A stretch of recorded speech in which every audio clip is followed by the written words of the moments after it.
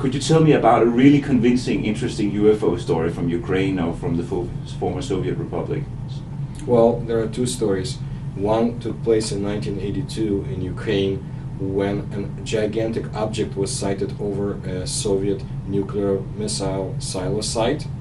And because of the presence of the object, the ground control lost all control. And the missiles were about to be launched at the United States.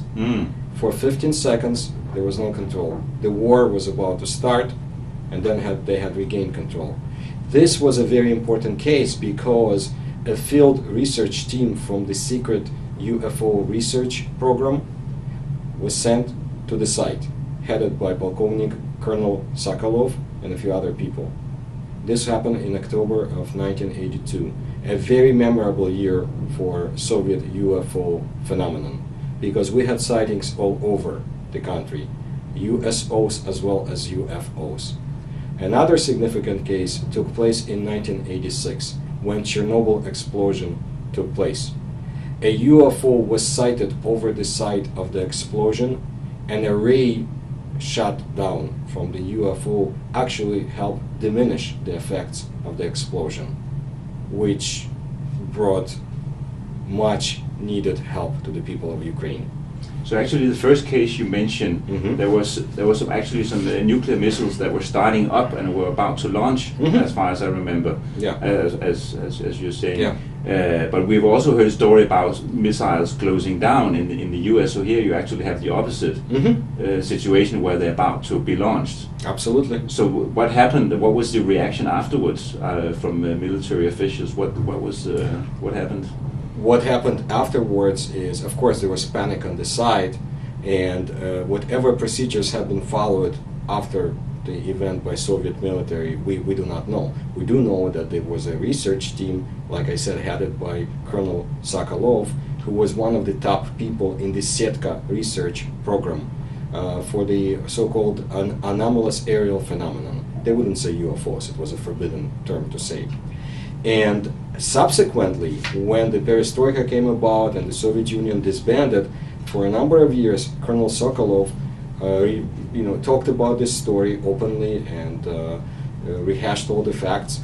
But then, in the year 2000, he started coming up with a different story. And that's, I guess, for his own personal reasons. A person has to survive in an economic slowdown.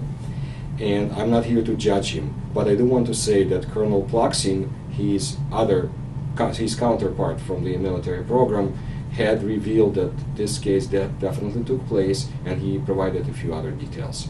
Have there been jet chases, like we heard Richard Dolan, the historian, talk about jet chases in the U.S.? Have there been similar things happening in the Soviet Union during the Cold War? Absolutely. Yes. Absolutely.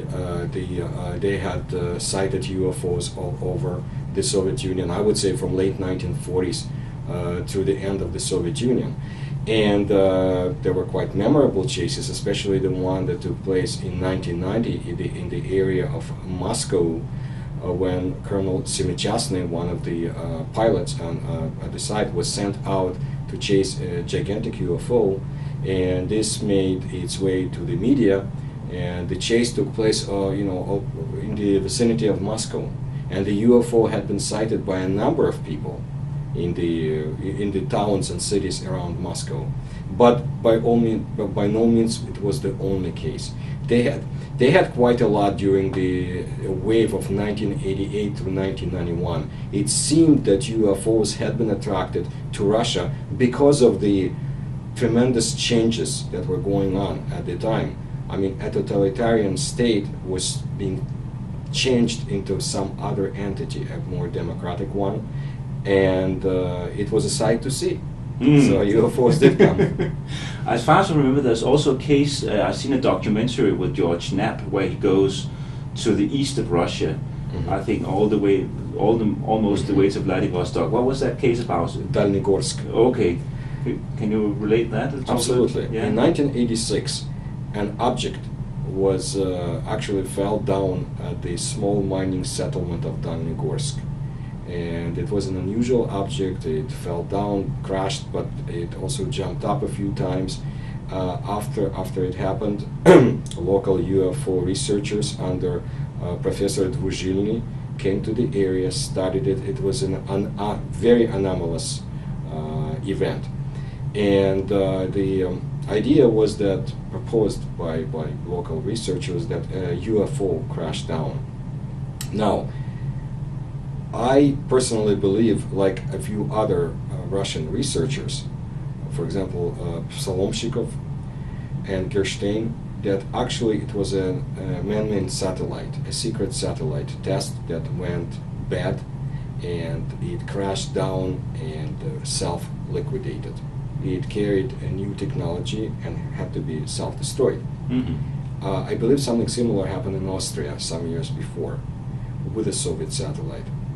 However, what's interesting about this, and George knows that too, that about a year later, numerous UFOs came to the site of the crash and hovered over. That's interesting. Yes.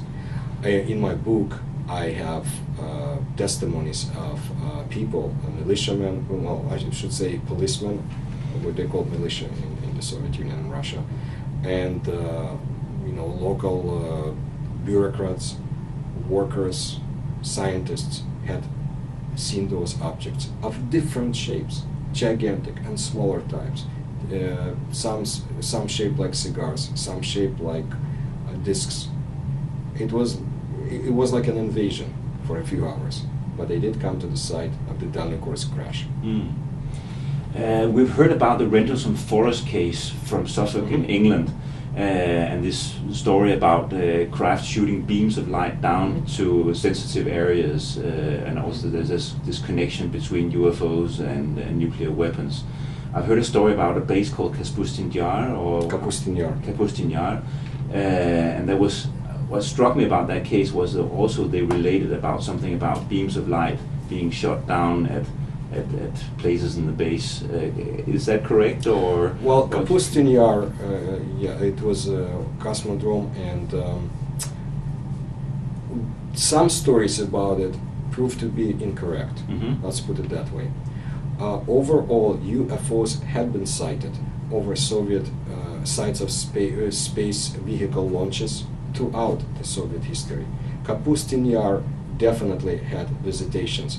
I do not believe, based on the research done by credible Russian UFO researchers such as Mr. Chernobyl, that there are any underground bases there, and when proved differently, of course, I'll admit that I'm wrong, but so far I don't believe there are underground bases that the UFOs had come to see. I think, just like in the previous periods of Soviet history, Soviet space exploration history, UFOs are attracted to the sites of space vehicle launches, and Russian scientists knew about it. People like academician Means said that basically we're under a microscope. And of course UFOs are attracted to areas like that. Baikonur, Kapustin Yar, Plisetsk, you name any of the secret Soviet spaceports, UFOs would be there.